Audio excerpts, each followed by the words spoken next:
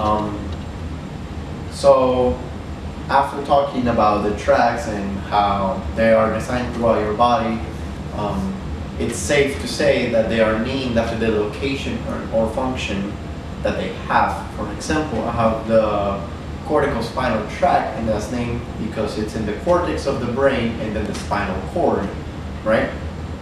Now, after mentioning all of this, we have to talk about the sad part about all of this stuff, and it's the injuries, right?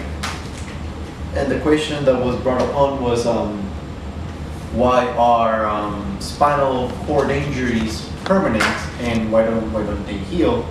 So to talk about that, we have to talk about axon regeneration, and to say the least, it's very limited because the central nervous system axons do not regenerate due to these MAIs, and those are myelin-associated inhibitors, and there are CSPGs, and those are, forgive me, chondroitin sulfate proteoglycans. And the reason why these stop the production of axons in the central nervous system is because their function stops for it to happen, right?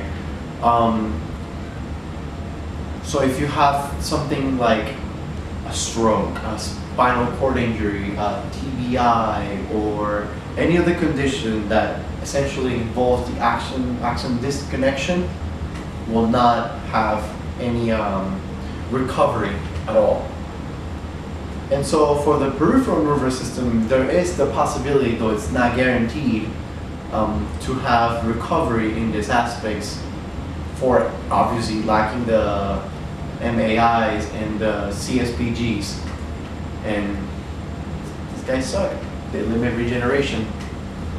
But having a spinal injury, it affects the body very rough, right? Because you can be paralyzed, or you can be just pretty much immobilized from whatever place of the spinal cord injury happened all the way to the bottom, right?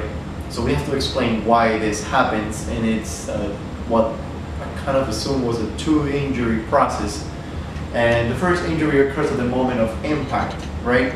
And so you hit the part of the spinal cord, and then it gets affected from there down, right? Because it creates this paralysis of your spine at that moment. It's like a shock. And so, okay, so we see that, and then after that, since we heard the blood flow, the blood going to the spinal cord, the white matter in it will start to swell up. And what happens to this? It stops the axons from communicating, makes it very difficult, and then your neurons start dying, and then they don't communicate. When they don't communicate, you don't move, you don't feel, you don't anything.